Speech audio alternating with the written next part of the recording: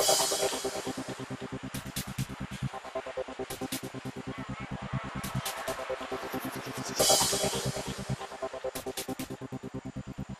is causing, it's not only a lack of trust, but a lack of loyalty. I think that people are around because they don't have a choice. I think some of you recognize that as well. Well, they're happy to have a job. Where are they going to go? Ha, ha, ha. Well, that's now. What's going to happen when things turn around? But if there's a lack of human contact outside of the work environment, perhaps we should increase the human contact within the work environment to maybe offset some of that.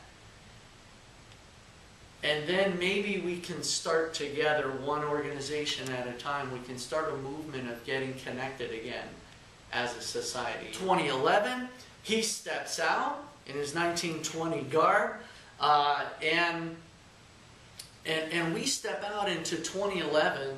Well, my question is, does that change their personality just because they are in 2011, a 20-something-year-old that is in 2011 versus being in 1920?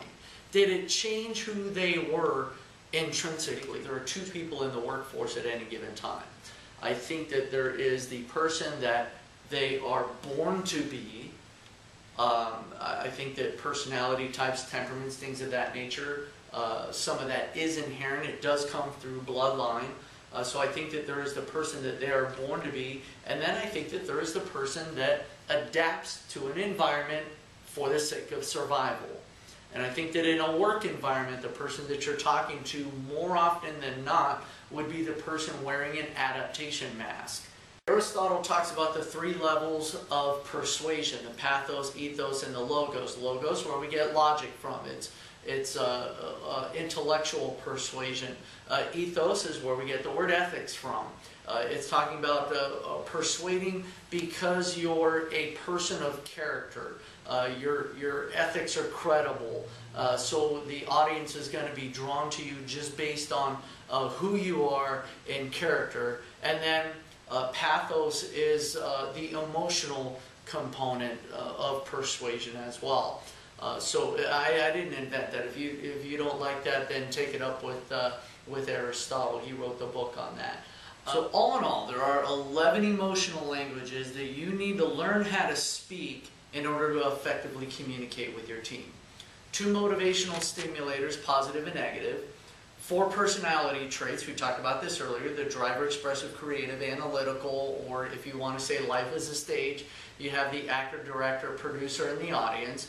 And then there are 5 emotional pressure points that you can push in order to understand how somebody reacts emotionally to a certain circumstance one way or another. And we're going to tie all of these together and show you how one personality type responds to a different emotion or motivational factor.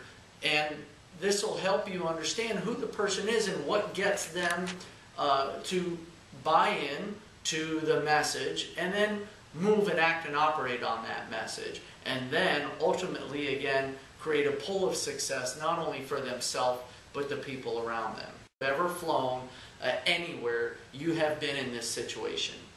You get on the plane, you get through the gate, get on the plane, and then you get the message that comes over.